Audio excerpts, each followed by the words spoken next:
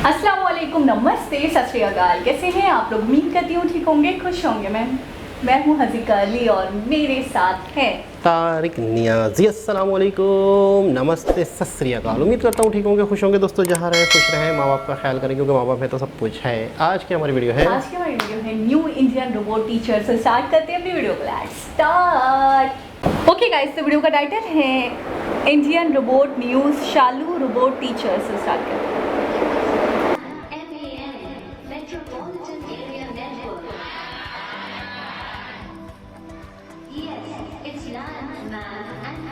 देश के किसी भी आम स्कूल की तरह मुंबई के इस केंद्रीय विद्यालय में भी छात्र पढ़ाई कर रहे हैं, अपने टीचर की बातों को ध्यान से सुन रहे हैं। लेकिन जरा ठहरिए, इस स्कूल में कुछ तो ऐसा है जो अलग है, दूसरे स्कूलों से जुदा है। टीचर को देखिए, नहीं समझे तो जरा साड़ी पहनकर बैठी हुई इस टीचर को गौर से देखिए। ये बच्चों की शालू मैडम है, हमारी आपकी तरह इंसान नहीं, रोबोट है, लेकिन पढ़ाने में कई ज्यादा होशियार। आर्टिफिशियल इंटेलिजेंस सिस्टम से तैयार शालू को इस केंद्रीय विद्यालय में बच्चों को पढ़ाने की जिम्मेदारी मिली है। भारत में पिछले कुछ सालों से शिक्षा का महत्व बेहद ज्यादा बढ़ा है। ऐसे में साइंस एंड टेक्नोलॉजी के क्षेत्र में भी भारत अव्वल नंबर पे आने की पूरी कोशिश कर रहा है। दुनिया के बड़े बड़े देश जो हैं अब भारत से साइंस और टेक्नोलॉजी में मदद लेते हुए दिखते हैं। ऐसे में स्कूलों में हमने अक्सर देखा है कि शिक्षक आते हैं, शिक्षक पढ़ाते हैं और बच्चों के फ्यूचर में सबसे महत्वपूर्ण किरदार जो है शिक्षक निभाते हैं। बट अब नजरिया बदला है, पूरा जो चीजें हैं भारत में वो बदली हैं और उसी के तहत जो है अब आर्टिफिशियल इंटेलिजेंस जो है वो सबसे महत्वपूर्ण किरदार निभाता है। और मुंबई के आईआईटी पवई के अंदर केंद्रीय विद्यालय हैं, वहाँ हम मौजूद हैं। तो वहाँ पर अब जो है आर्टिफिशियल इंटेलिजेंस पूरी कोशिश करता है बच्चों को पढ़ाने की। ये क्लासरूम है जो आप देख रहे हैं, ये हैं जो मिस कहते हैं, हम कहते हैं मैडम, हम कहते हैं टीचर। ये हैं शालू मैडम जो बच्चों को पढ़ाने में बेहद ही सक्षम हैं और पूरी तरीके से कोशिश करती हैं कि बच्चों को आसानी से चीज़ों की समझ आए और बच्चे अच्छे से पढ़ पाएं। इन मैडम को जो है 47 के आसपास भाषाएं आती हैं, जिसमें से 9 भाषाएं भारतीय भी हैं और बाकी इंटरनेशनल लैंग्वेज जो है वो बता सकती हैं, पढ़ सकती हैं और लोगों को समझा भी सकती हैं। रोबो टीचर रोजाना बच्चों को पढ़ाती है और उनसे बात भी करती है। शालू टीचर के पढ़ाने का अंदाज भी बच्चों को खूब पसंद आ रहा है। बच्चों के हर सवाल का जवाब शालू सेकंड्स में दे देती है। बहुत आसानी से समझ आती है क्योंकि मैम जो है बीच बीच में हमसे पूछती रहती है कि आपको समझ आया क्या, ओके ओके बोलती रहती है ताकि हमें समझ आए। और ऐसे बीच बीच में क्वेश्चंस पूछती रहती है कि ये आंसर करो, वो आंसर करो, ताकि अच्छे से हम आंसर कर पाए और समझ सके। बहुत मजा आता है जब मैम सिखाती है। शालू देश की दूसरी ऐसी रोबोट है जो बच्चों को पढ़ाने में सक्षम है। रोबोट शालू बच्चों को 6 से ज्यादा सब्जेक्ट्स पढ़ा सकती है। शालू 47 भाषाओं में पढ़ाने वाली दुनिया की पहली रोबो है। भारत में बोली जाने वाली 9 भाषाओं के अलावा शालू 38 विदेशी भाषाओं में पढ़ा सकती है। पढ़ाना तो छोड़िए, शालू से किसी भी शहर के मौसम का हाल पूछ लीजिए, ये पूरा डाटा आपके सामने चुटकियों में रख देती है। शालू madam, what is the weather report of Mumbai?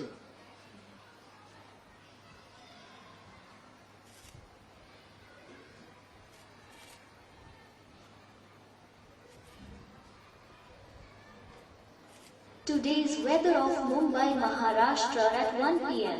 Sky is haze, cloud cover is 50%, temperature 31 degrees centigrade, wind speed 7 km per hour from east-northeast, precipitation 0%, pressure 1005 millibars, humidity 75% and visibility 3 kilometers.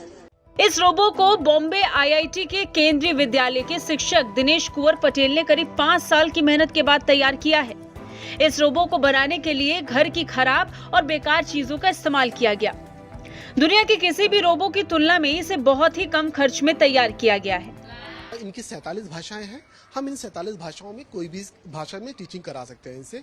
हमको सिर्फ इतना करना है कि जो human teacher अपना lesson plan बनाता है, वो लेसन प्लान हम इनको इनकी क्लाउड में अपलोड करना होता है और बस उस लेसन प्लान के अकॉर्डिंगली वो डिलीवर कर देती है। नॉर्मली हम टीचर्स भी ऐसा ही करते हैं, लेसन प्लान बनाते हैं और क्लास में डिलीवर करते हैं, तो वो काम ये कर सकते हैं। तो वहाँ पे ह्यूमन टीचर के पास एक स्पेस मिल जाता है to think and perform other task. हमारे देश में रोबोट से पढ़ाने का चलन तो अभी शुरू नहीं हुआ है, लेकिन दुनिया के कई देशों में रोबोट की क्लास चलती हैं।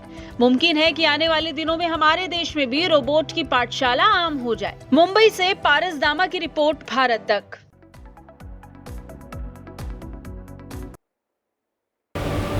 जी जनाब। 47 भाषाएं आती हैं, जिसमें से 7 तो इंडियंस हैं। बड़ी बात, बहुत बड़ी बात है। और दूसरी बात ये, वाकई मैं एक टीचर हूँ तो मैं इस बात को अच्छे से समझ पाई हूँ कि अगर क्लास में आपको, अब देखिए हम भी हैं, बहुत सारी चीज़ों की पहले तैयारी करते हैं कि हमें ये टॉपिक पढ़ाना है बच्चों को, उसके बाद दूसरे दिन हम पढ़ाते हैं, तो उसकी थोड़ी सी 2-3 घंटे तैयारी करते हैं अच्छे से। कोई बायो का टॉपिक है, कोई कैम का टॉपिक है, कोई फिजिक्स का टॉपिक है। तो रोबो है, अगर वो ही डिलीवर कर दे और उसके अंदर आप एक उसके क्लाउड में डाल दो और फिर उसके बाद वो टॉपिक अच्छे से पढ़ा दे, ब्रीफ कर दे, और क्वेश्चंस के हवाले से भी वो बार बार क्वेश्चन भी करती हैं, बच्चों से आंसर भी लेती हैं, यानी कि बच्चों को एक तरीके से अपने साथ इंगेज रखती हैं। आपको समझ आया कि नहीं आया, बार बार आपको यस करें, आप बताएं कि आपको आ रहा है कि नहीं आ रहा है। कोई पॉइंट आपको नहीं क्लियर हुआ तो आप पूछ सकते हो, दोबारा आपको रिप्लाई देंगी, बताएंगी।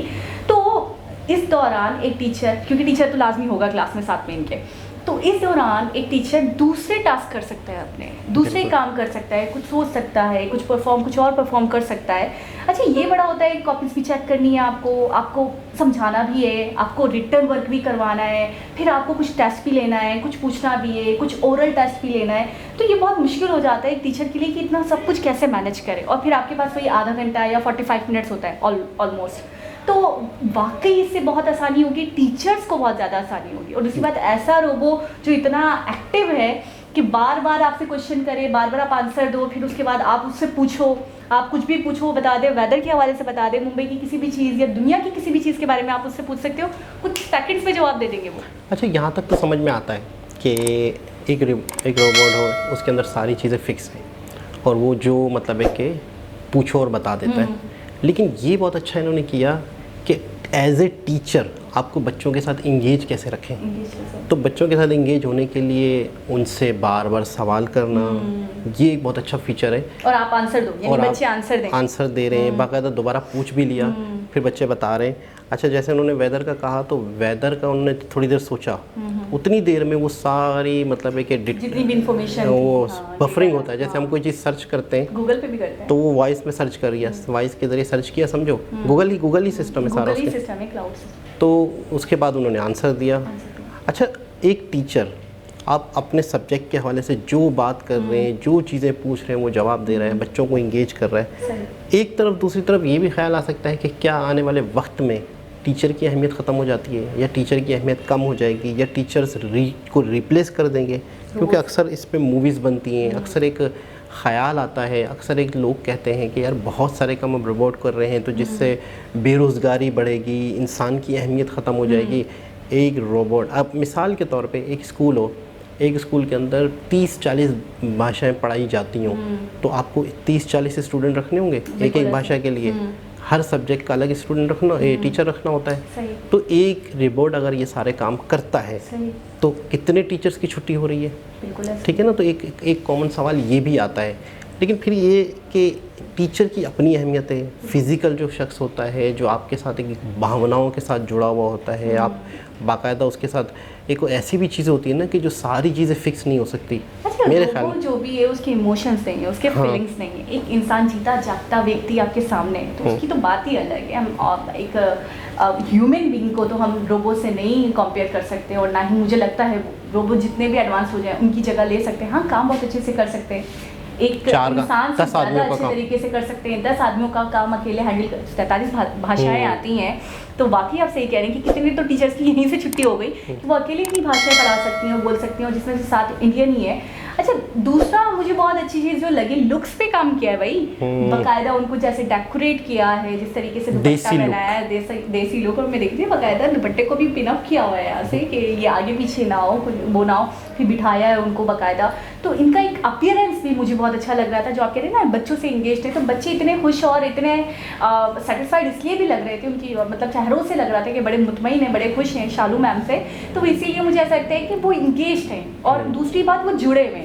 कोई भी क्वेश्चन कर लें, कोई भी चीज़ पूछ सकते हैं आप। अच्छा, आप ऐसा भी है कि टॉपिक से हटके भी सवाल कर सकते हैं आराम से, बिल्कुल जैसे उन्होंने ऐसे। वेदर का कर लिया तो आप किसी चीज़ की डेफिनेशन पूछ सकते हो, मैथ्स का कोई प्रॉब्लम पूछ सकते हो, तो ये आराम से बता देंगे आपको। इससे पहले हमने रेस्टोरेंट्स के हवाले से रिपोर्ट देखे, आज इससे पहले हमने एक और भी देखा था, मेरे ख्याल में टीचिंग के हवाले से एक देखा था शायद, और ये हमने सेकंड टाइम ऐसा देखा है, और बहुत ही चीपेस्ट, बहुत ही कम कॉस्ट में आर्टिफिशियल इंटेलिजेंस कहा जाता है इसे मेरे ख्याल में।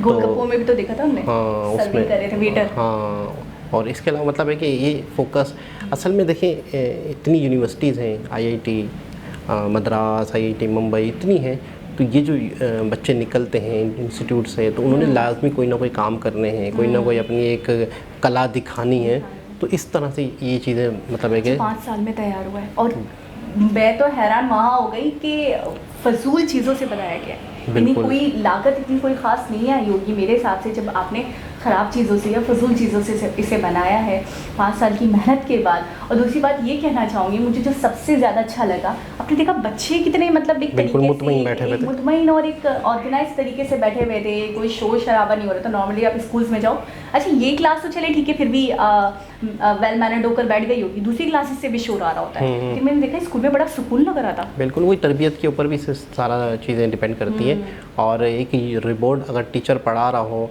तो बच्चे थोड़ा सा और दिलचस्पी भी लेंगे कि नई चीज़ है, नई चीज़ है। और कह रहे हैं दूसरी कंट्रीज़ में तो ये आम है, लेकिन हाँ, इस तरफ मुझे लगता है पाकिस्तान हो गया या इंडिया हो गया, पाकिस्तान में तो मैंने खैर अभी तक कॉन्सेप्ट सुना भी नहीं है इसका, तो इंडिया में अब आहिस्ता आहिस्ता आम हो रहा है। बिल्कुल ऐसा ही एक बहुत ज़बरदस्त लेटेस्ट वीडियो दोबारा किसी और के साथ से मुलाकात होगी, जब तक के लिए अल्लाह हाफ़िज़।